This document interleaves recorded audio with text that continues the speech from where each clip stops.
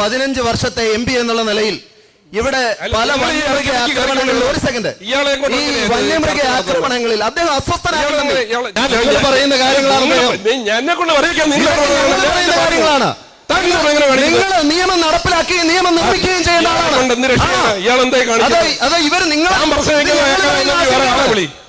നമ്മൾ പറയുന്ന ആശങ്കയാണ്. നിയമം നിർമ്മിക്കുന്ന നിയമസഭയിലും പാർലമെന്റിലും ഉള്ള അംഗങ്ങൾക്കാണ് ഇതിനകത്ത് എന്തെങ്കിലും ചെയ്യാൻ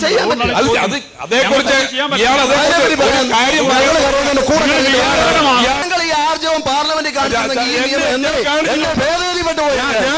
ഈ ആർജവം ഭേദഗതി ചെയ്യുക. ഈ വിദ്യാർത്ഥി ചോദിച്ച ചോദ്യം തെറ്റാണെന്ന് പറഞ്ഞാൽ അവിടെ കേട്ടോണ്ടിരിക്കും.